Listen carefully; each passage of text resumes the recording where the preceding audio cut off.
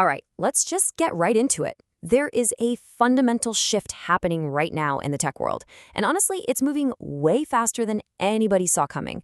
We're talking about this huge industry-wide trade-off, and it's basically defining the year 2026. And look, you don't have to take my word for it. That's a direct quote from Mark Zuckerberg on a recent earnings call.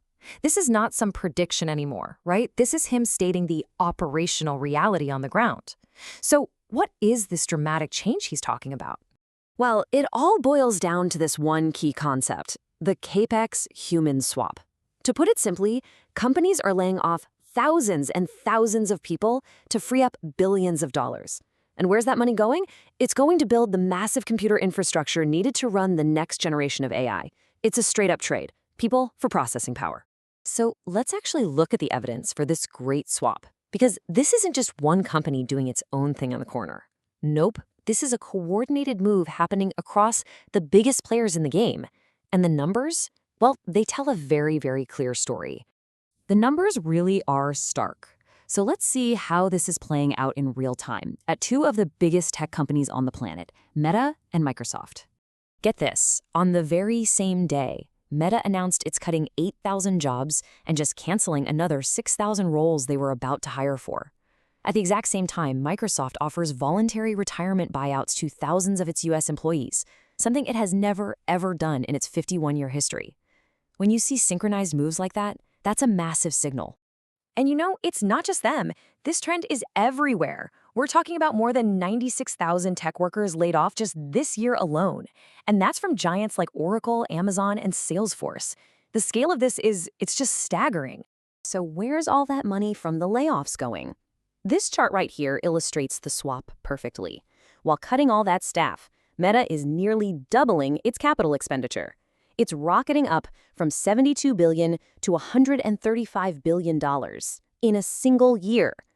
And all that cash is going straight into building AI superclusters, these gigantic data centers built for one thing, training AI. The source material we're drawing from for this explainer puts it just perfectly. This isn't just a series of random, isolated decisions. It's now industry policy. Fewer humans, more compute. That right there is the new playbook for big tech. Okay, so if the swap is the what, then what Google just announced is the why. They're literally building the tools and the platforms for a world that runs on all this new AI compute. They're creating what they call the agent enterprise. And this slide, this just shows you how far along we are already. Check this out. Internally at Google, a mind-blowing 75% of all their new code is now being generated by AI. This isn't a product they're selling to you yet. This is how they themselves are already operating. It's basically a sneak peek of what's coming for every other company. And here it is, the product they built for that new reality. It's called the Gemini Enterprise Agent Platform. And what is it? It's a complete toolkit for companies to build and manage their own digital workforce of AI agents. Now let's talk about the hardware for a sec, because this is a big deal. To power all this, Google is making a direct challenge to NVIDIA. They've actually split their newest chip, the TPU V8, into two specialized versions. One is for training the AI models, teaching them stuff, and the other is for inference. That's the AI actually doing the work. Their whole argument is that this split design is cheaper and way more efficient for the kind of agent-first world they're building. This is like the great hardware battle of our time. So here's the bottom line. The crucial point is this. What we're seeing inside Google today is the blueprint for the entire corporate world tomorrow. Their own internal transformation is now being packaged up and sold to everyone else as the next generation of cloud computing. But as this massive infrastructure gets built and these incredibly powerful tools get rolled out, it raises a really fundamental question. Who actually controls the technology at the heart of it all? And that question is now at the center of a huge legal fight for the very soul of the company that really started this whole revolution, OpenAI. And the clock is seriously ticking. The massive lawsuit between Elon Musk and OpenAI is set to go to trial in just 4 days. And believe me, the outcome could completely reshape the entire AI landscape as we know it. Now, here's a wild last-minute twist. The trial has been split in two. So in phase 1, a jury decides only one thing. Was fraud committed? Yes or no? If they say yes, then it moved to phase 2, where a judge, and this is key, a judge, not the jury, decides all the consequences. This one change boils this entire, incredibly complex case down to one simple, powerful question for the jury.